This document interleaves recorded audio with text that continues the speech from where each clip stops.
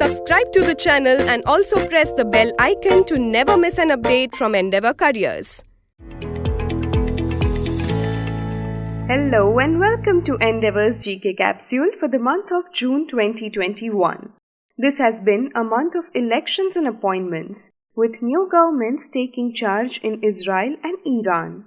With French Open tennis, World Cups in archery and shooting, and World Test Championship in cricket, the sports activities also resumed this month. Let us look at these and other highlights of the month. The first category is awards and recognitions. The Pulitzer Prizes for Journalism for the year 2021 were announced on 12th June. The Pulitzer Prize is awarded every year in 21 categories related to news, reporting and journalism. Two Indian origin journalists, Megha Rajagopalan and Neil Bedi, have won the Pulitzer Prize for the year 2021. Megha Rajagopalan, a journalist working for BuzzFeed News, won the award under the International Reporting category, and Neil Bedi from Tampa Bay Times won under Local Reporting category.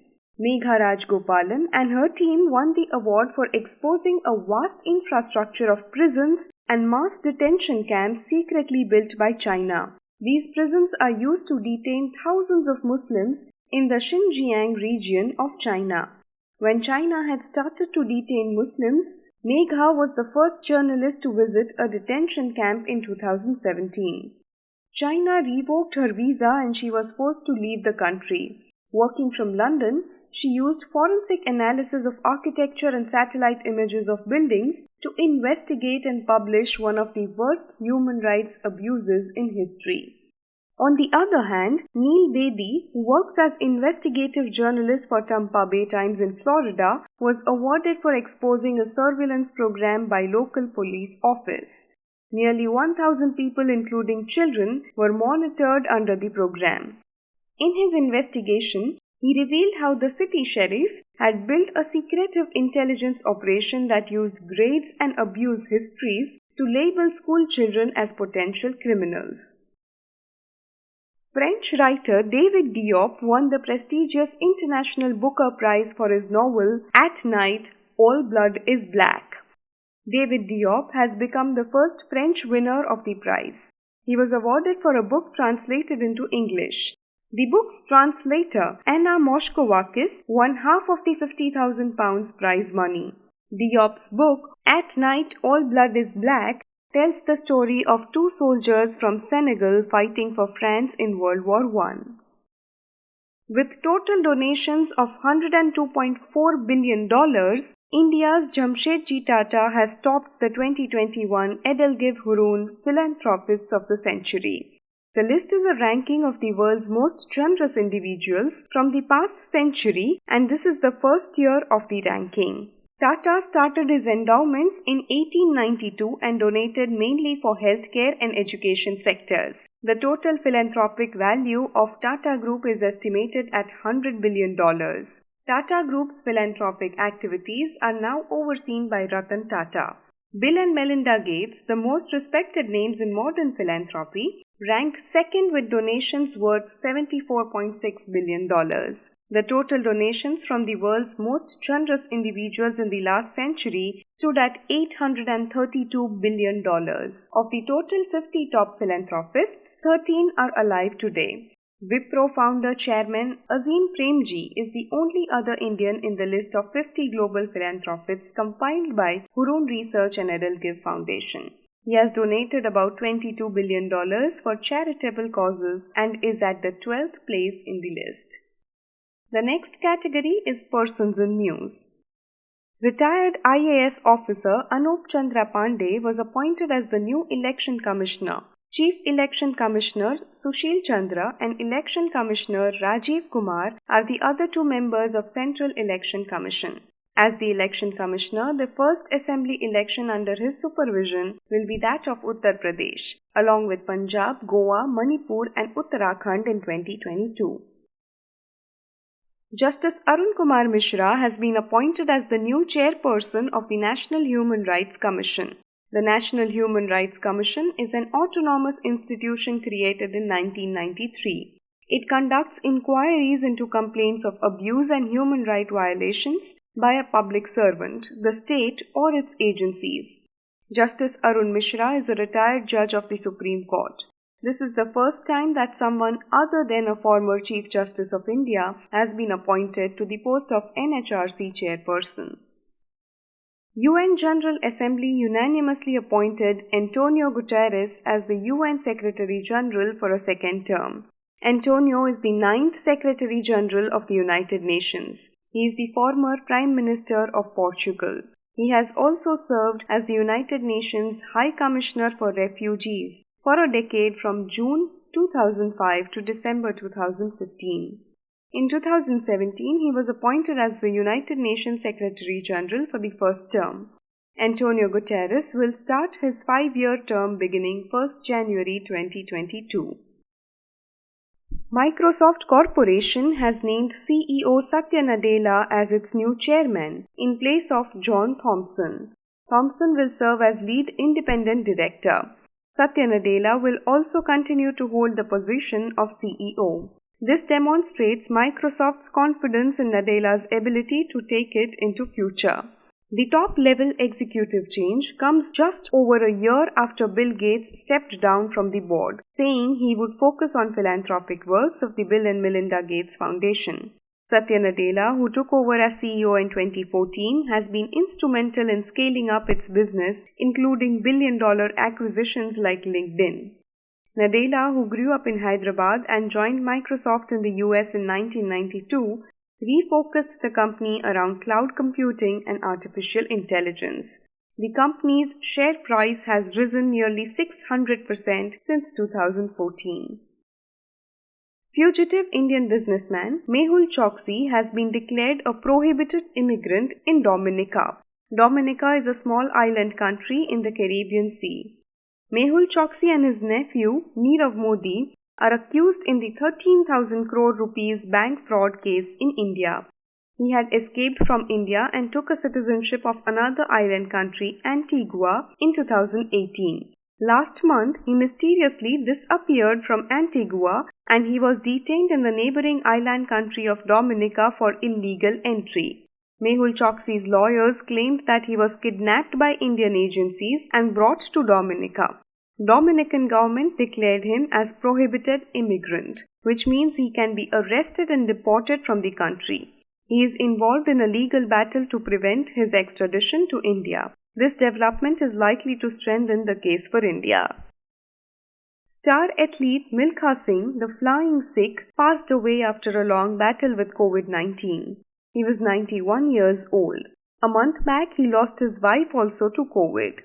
Milkha Singh was born in Gobindpura, which is in present-day Pakistan.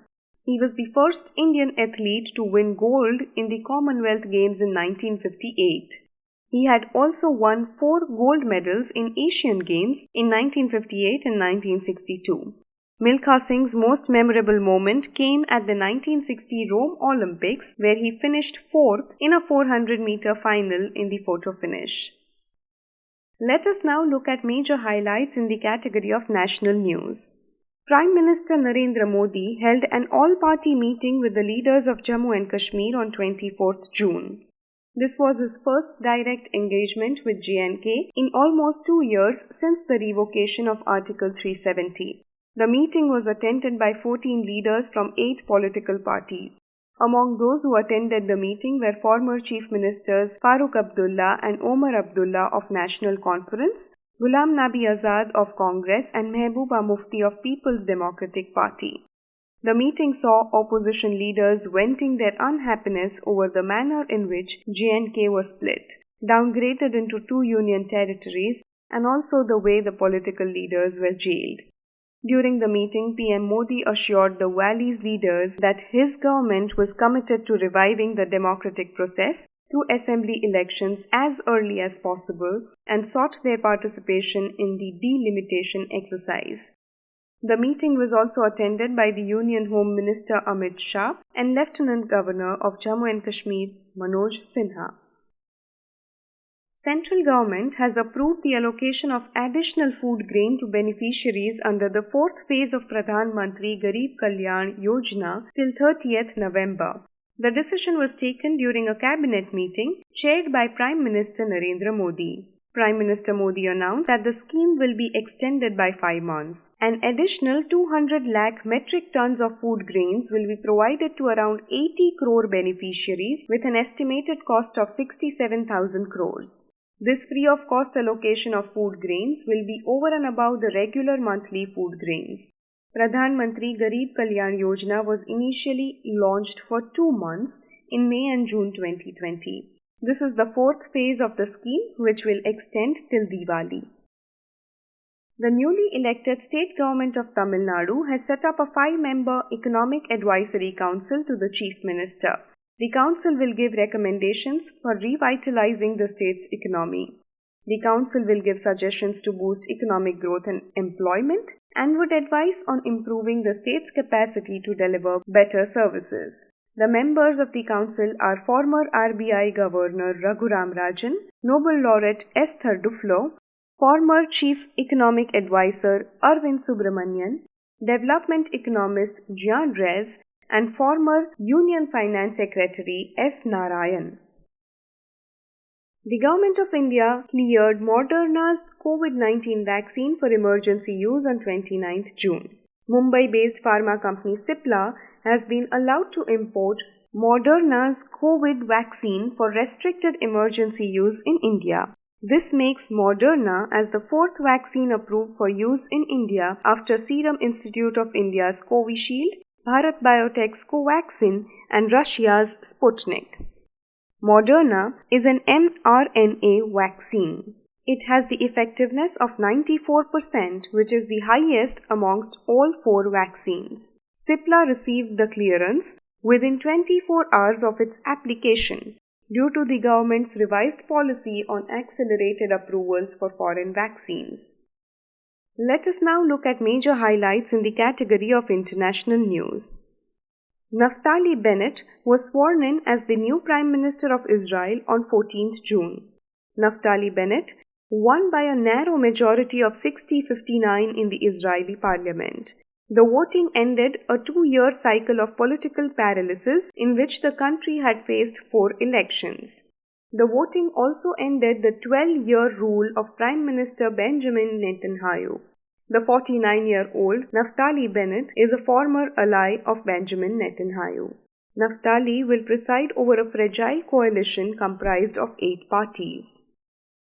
The Chief Justice of Iran, Ibrahim Raisi, won the presidential election to become the new president of Iran. The 60-year-old cleric, Ibrahim Raisi, was appointed head of the judiciary in 2019.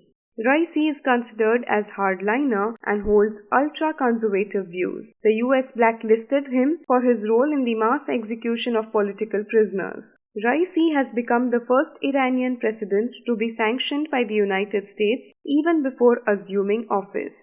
Raisi will take office in early August, replacing President Hassan Rouhani, who was not allowed by the constitution to run for a 3rd consecutive term.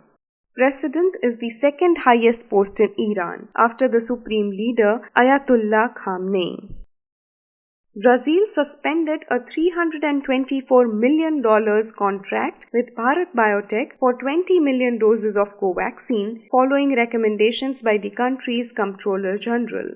A day later, Brazil's health regulator also suspended Covaxin's emergency use application, citing incomplete paperwork provided by Bharat Biotech. Brazil's decision to suspend the contract with Bharat Biotech comes amid allegations of bribery and corruption.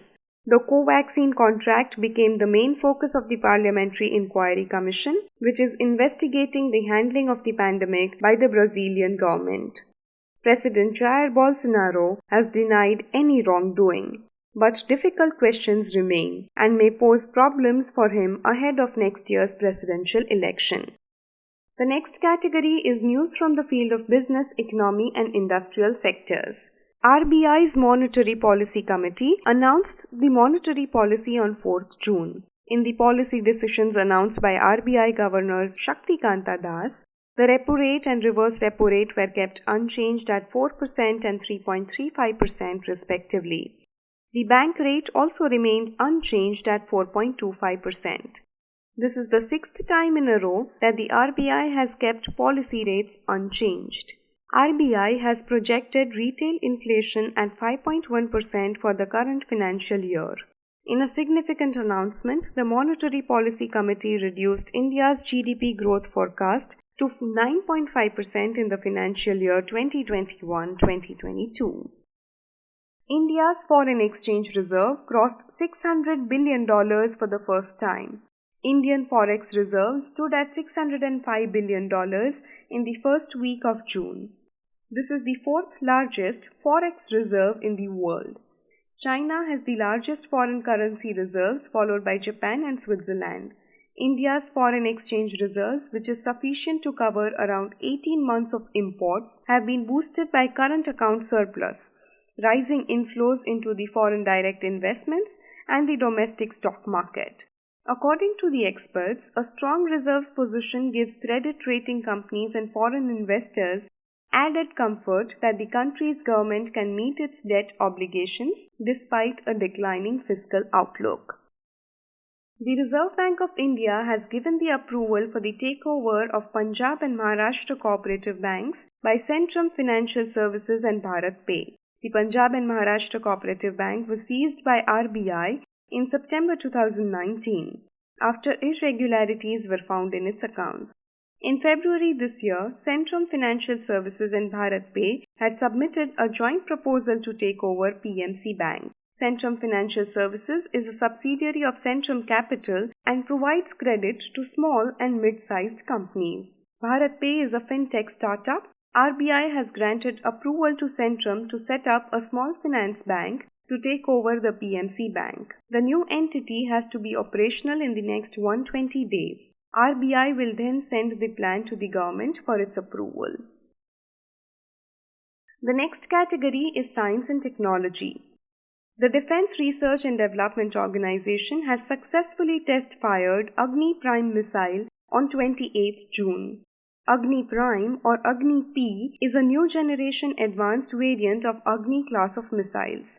It's a nuclear-capable missile with a range of up to 2,000 kilometers. Agni P is a complete technology upgrade of earlier variants of Agni missiles. China successfully launched a manned space mission, Shenzhou 12, on 17th June. The three Chinese astronauts on board the Shenzhou 12 spaceship entered the country's space station core module Tianhe. The trio is expected to stay in space for 3 months as part of the country's space station mission. China is the third country after the former Soviet Union and the United States to carry out a manned mission on its own. India's manned space mission Gaganyaan is scheduled to be launched next year. The next category is sports. Novak Djokovic won his 19th Grand Slam title after coming back from 2 sets down against Stefanos Tsitsipas of Greece in the French Open 2021 men's singles final on 13th June. With this victory, Novak became the first man in the Open era to win all 4 Grand Slams at least twice. Novak has also moved one step closer to the joint record of 20 Grand Slam men's singles titles held by Roger Federer and Rafael Nadal. Incidentally, he defeated the 13-time French Open champion Rafael Nadal in the semi-final. In women's singles category, Barbora Krejcikova won the title. The 25-year-old Barbora is from Czech Republic. Earlier in the tournament, Naomi Osaka withdrew from the French Open after the organizers did not accept her request for skipping post-match press conferences. Osaka, who is the winner of this year's Australian Open, announced before tournament that she would not be attending post-match press conferences to protect her mental health. Indian football captain Sunil Chhetri has surpassed Argentina's global superstar Lionel Messi to become the second highest active international goal scorer with 74 goals. The 36-year-old Chhetri achieved the feat with his double strike against Bangladesh in qualifying round match for 2022 FIFA World Cup.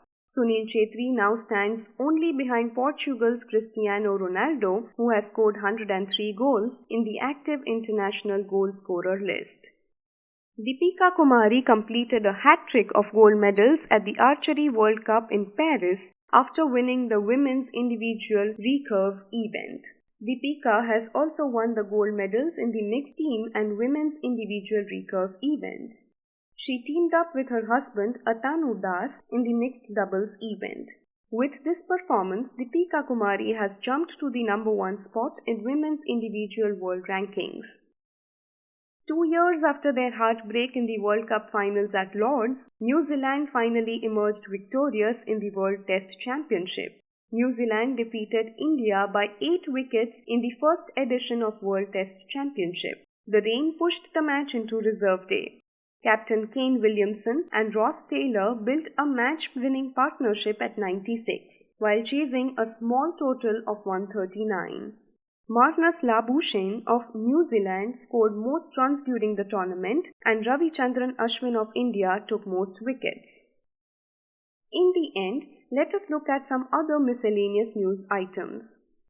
India's iconic Hotel Taj has been ranked the strongest hotel brand in the world by Brand Finance in its 2021 report. Brand Finance is a global brand valuation consultancy firm which evaluates the relative strength of brands based on factors such as marketing investment, customer familiarity, staff satisfaction, and corporate reputation. Taj Hotel is run by Indian Hotels Company Limited, which is the hospitality firm of Tata Group. Raj Parva, a 3-day festival celebrating womanhood, was celebrated across Odisha starting 14th June. The unique festival is dedicated to Mother Earth or Bhuma Devi and womanhood at large. During this period, it is believed that Mother Earth menstruates and prepares herself for future agricultural activities with the arrival of monsoon. The term Raj has come from Rajswala, meaning a menstruating woman. During the 3 days, women are given a break from household work. Women adorn traditional saris and play indoor games. With this, we have come to the end of this video. We hope you like the coverage of topics in our monthly GK capsules. Do also watch our other videos. Happy learning! Thank you.